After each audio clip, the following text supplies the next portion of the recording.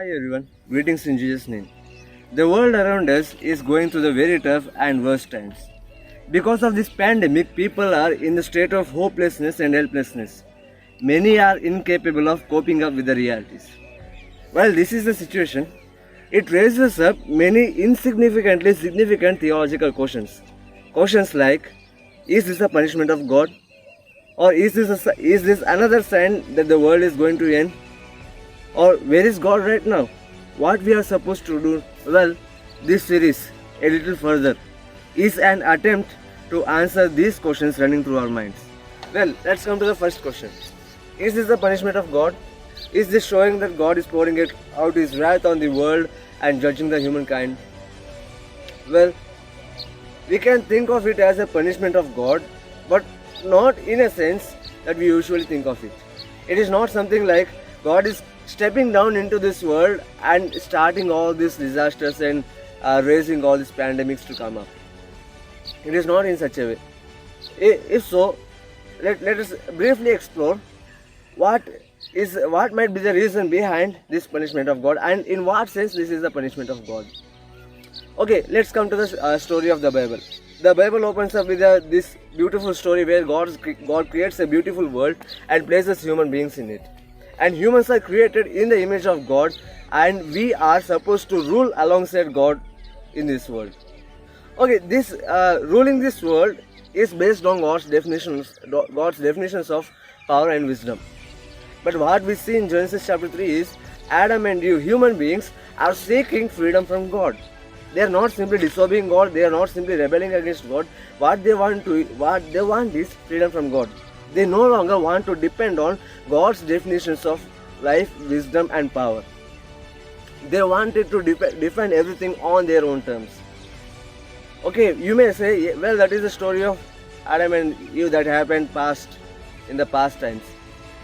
Okay, but it is not simply to be read as something that has happened in the past. It is the story of humankind. It is the story of what we are up to.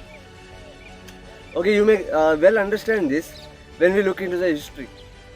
You know, because of many discoveries and because of many innovations and inventions, human beings, they wanted freedom from God.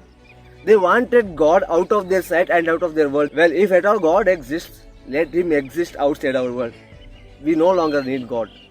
We no longer want to depend on His definitions of life and wisdom. We no longer want to depend on His definitions of power.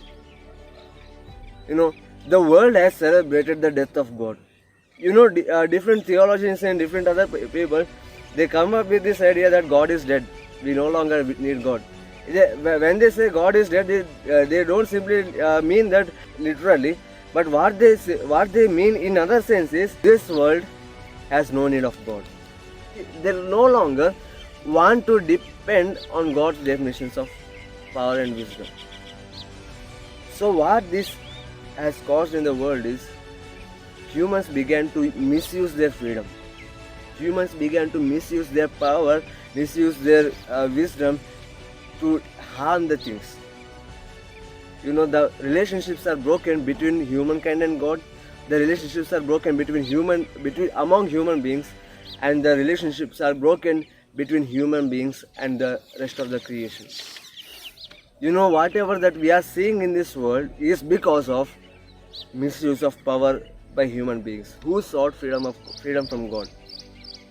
It is not a kind of freedom that they wanted to exercise to expand their horizons of wisdom or power, but it is a kind of wisdom where they wanted to rule on their own terms. Well, because of this, the relationships are broken. The world is broken apart. And whatever that we are seeing in this world is the result of such idea that we need freedom from God and we no longer want to depend on God's definitions. Well, then what God is doing? Is He dead? Or is He out of the world? Okay, God has handed humans to their own consequences. Okay, all the worst things that are happening in this world, if you say this is the punishment of God, it may be the punishment of God in this sense. Not in the sense God is causing the disasters, but in the sense God is handing humans to their own consequences. God is letting humans, okay, you need freedom, well, you take this freedom and you can face the consequences on your own. What we are facing now is the consequences of our own choices, consequences of our own definitions of life and wisdom. We humans have misused everything a lot, abusing the God's power and abusing everything around them. So what God has done is let the humans face their own consequence. In this sense, it is the punishment of God. We are facing the consequences of our own actions and our own choices. This is not to say that God is the source of all these problems. We are the source of our own problems, because we never wanted to depend on God's definitions. We never wanted to depend on how God wanted to rule this world along with us. We humans, instead of being partners of God, instead of ruling along with God, we thought that we can do everything on our own terms. Well, everything has progressed and we are in this technological era. It may seem that there is no need of God. God is useless term. The name of God itself is useless term in this world. But okay, you may need freedom from God, but the result of seeking freedom from God is this, whatever that we are facing today. Humans wanted to take everything in their own hands. Okay, does it mean that God has left this world? Does it mean that God is dead and He has went out of this world? But the answer is no. Till now we have seen how God is handing humans to the consequences of their own actions. But at the same time, let us also see how God is an unsettling God. What we see in the Bible is, it is not simply that God is going out of the scene, but we see God as unsettling. He wants again to partner with humans somehow so that He can create the better world around us. So what is the proof that God has not abandoned this world? What is the proof that God is not out of the scene? Well, that's we see in the story of Jesus. He was crucified, and when He was crucified, the people around Him, the Jews, Romans and everyone said, crucify Him, we no longer need Him. Jesus came with the message of God's kingdom, with the message of God's love towards humanity. And Jesus came to set the things right, and humans have rejected it. We cannot blame Jews, or nor we cannot blame Romans. It is the story of human beings. We all do the same. When Jesus came with the message of God's kingdom to set the things right, the world has rejected it. We forcefully crucified Him and murdered Him. Well, if God is a majoritarian God, if God is someone who always looks for majority, if He is such a sort of God, and there would be no resurrection, because the world has rejected Him. Do you know from where the hope comes? It comes from the resurrection. It shows that God has not abandoned this world. This world does not run uselessly. Let humans seek freedom from God.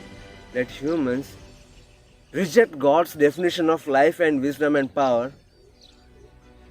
But God is still unsettling God. He is still working with those who are willing to partner with Him. He is still working in this world to set the things right. To set the things right back again, to restore the world, to begin everything freshly, to give a fresh start. And that is the message. That is the message of hope even at the times of punishment. When Jesus rose again from the dead, it does not simply show that Jesus is God, but it also shows that God's unsettling nature towards the world. Even if the world has rejected Him, He is still trying to set the things right, to get everything back to Himself so that everything may look beautifully as it was in the beginning. So well, this is for today. We have looked how this is the punishment of God and how God is trying to restore the world. So let's come with different questions next time. May God bless you. Have a blessed day.